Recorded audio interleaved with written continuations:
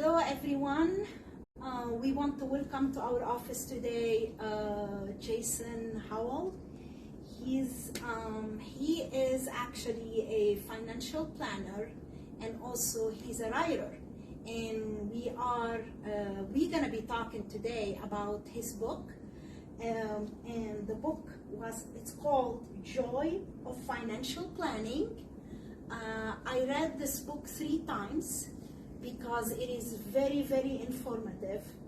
I won't go so far because I want him to talk to you about it. Jason, thank you for being here today. Natasha, thank you for having me. I want to ask you first, can you tell me a little bit about you, a little bit bio about you? Sure. You know, my family were immigrants. My parents were immigrants. They were from the Caribbean, but they got to the United States by way of Canada in 1969. And California is where they came to, and I was born 5 years later, just as President Nixon was resigning. My dad was in the waiting room waiting for me to be born when Nixon was resigning. That's what he was watching on TV. So a little bit of a historical reference for me and obviously my parents. Yeah, that's nice. And how long you been doing what you've been doing before you start to write this book? Oh, before I started to write the book? My gosh, only a few years. You know, for me, personal finance is something that I've been fascinated with for a very long time.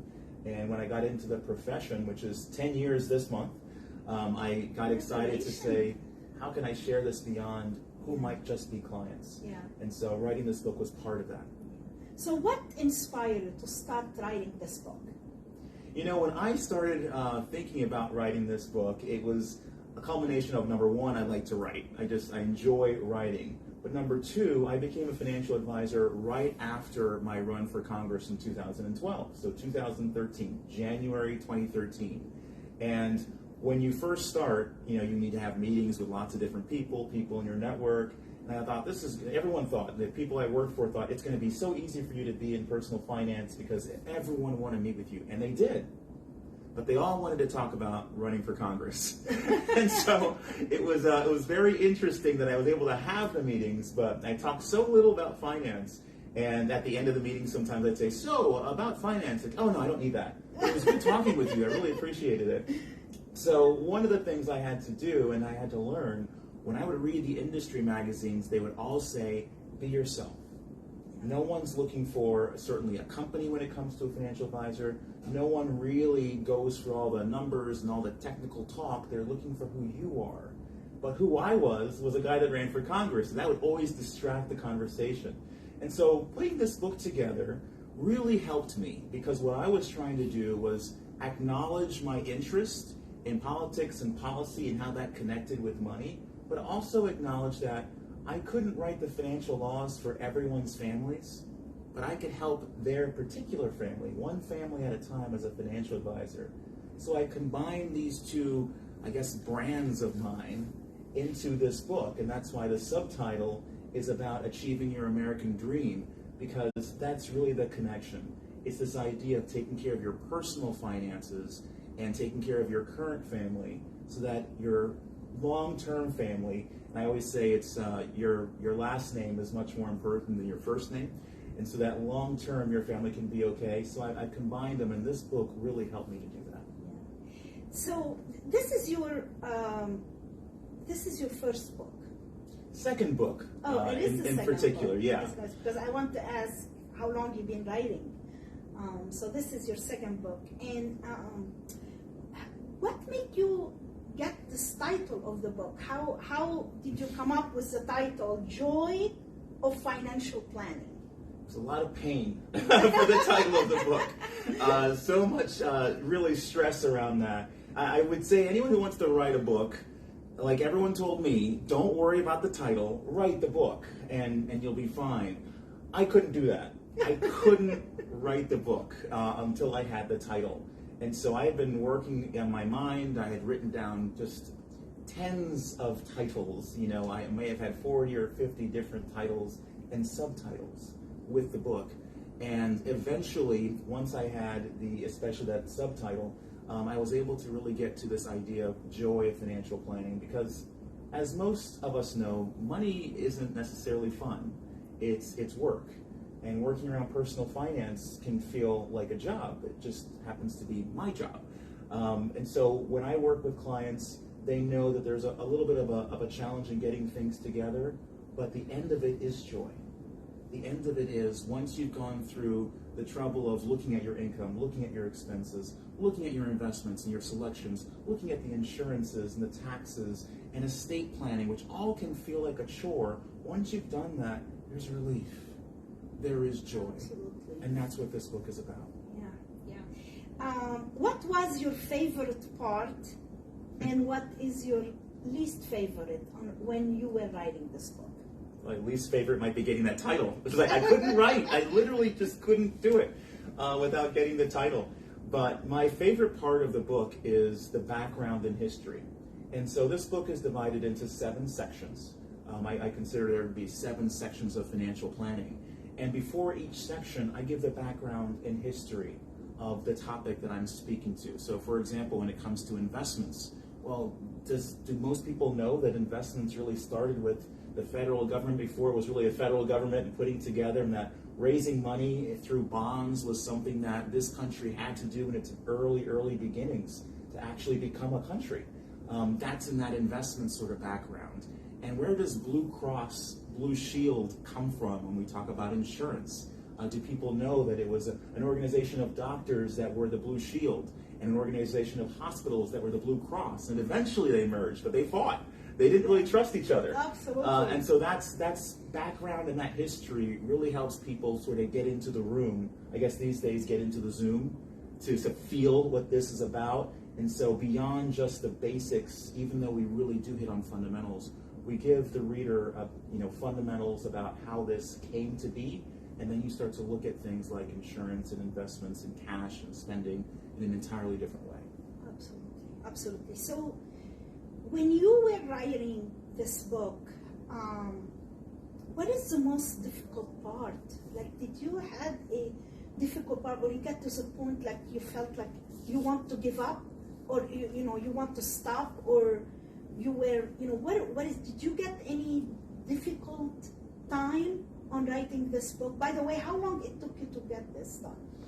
Well, I started writing it in about 2016, which is soon after I started my firm. But it was, fits and starts as things go. I had designations to get. I had a business to run. Yes. I had started my own firm in 2015, and so Jason Howell Company, jasonhowell.com. And so I had to figure out how I was going to fit this in. And if anyone ever wants to write a book, this phrase sort of came to me when I wrote my first book back in like 2010 or so.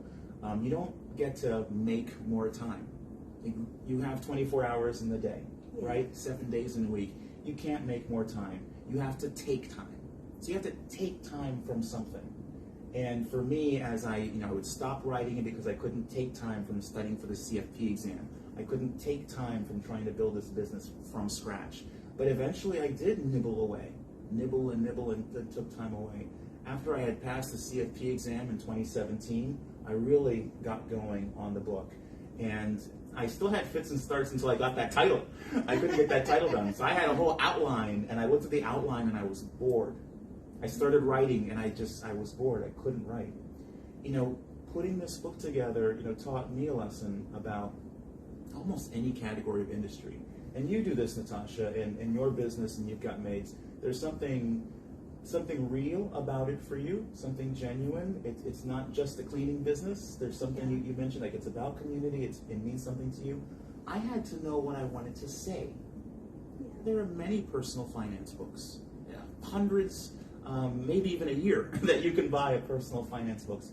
But I couldn't articulate what I wanted to say, and that was the title thing. When I got the title, how to transform your finances so you can achieve your American dream. When I got that subtitle, I really knew what I wanted to say, and then it was pretty easy to write the book. It just took a lot of time.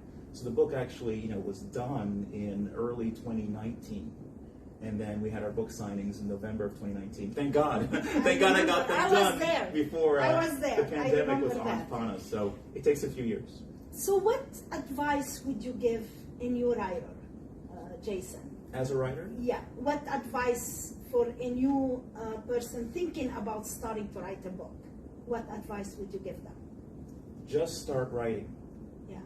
Don't worry about the title, if you can. Just pull up pen and paper. And That's right. Well, we all use keyboards, so finger to keyboard, just start writing. There's a book in every one of us. It could be your memoir, and your life isn't boring, is it? Is it? Your life isn't boring.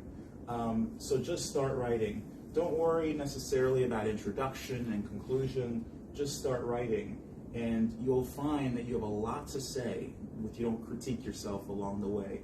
There are people that are editors. There are people that are publishers, both major publishers, which are very difficult, of course, we all hear this, but also hybrid publishers, which is what I used for mine, and it's Mascot Books who I used. They're here in Herndon, Virginia, for those of you who are local, and they're supportive for putting all of the other things. How do you get a hardcover book? How do you get the layout of the copy? How do you know what paper to use?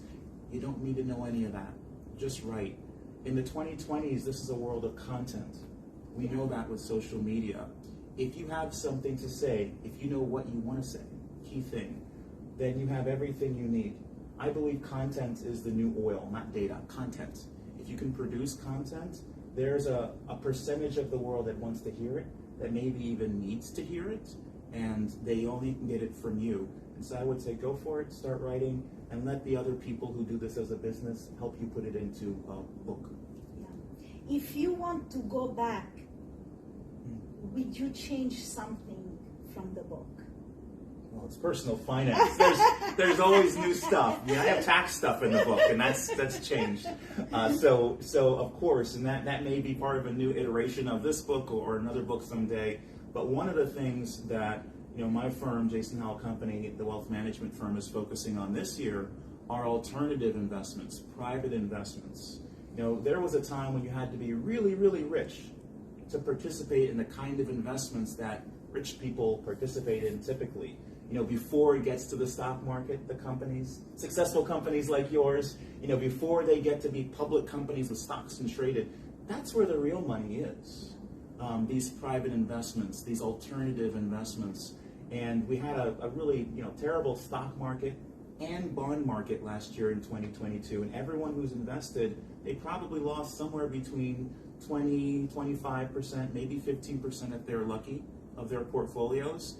But there's a whole other world in private investments that didn't have those losses. And we all know the rich get richer, right? And how come they don't lose as much as we do? Well, the rich don't get richer because they're rich. The rich get richer because the rich get help. People like me, I'm the help. But I can tell you, there is so much out there that is accessible to people who aren't already there yet. And that's the message that I'm sharing now in 2023. That's what I'm doing with my firm. It may be the subject of another book. I was telling you, I'm not quite sure what I want to write. I'm not sure what I want to say. That's one of my other questions. Are you ready to write another book? Oh, I've been ready. I've been ready. I've been ready, but what exactly I want to say, because books are an effort and they take a long time, I want to make sure that I'm communicating exactly what's poignant for the readers, but also for me. And so I've got maybe 3 or 4 books in my head, but so I'm looking forward to the next one. I'm just not sure which one it'll be yet. Yeah, and I just want to say that I read the book 3 times. It's what I like on it the most. It was very easy to read. I'm glad to hear that. And also very educated, and also it was, I like that you did include the history on it too. So where the audience or the listeners can buy the book from?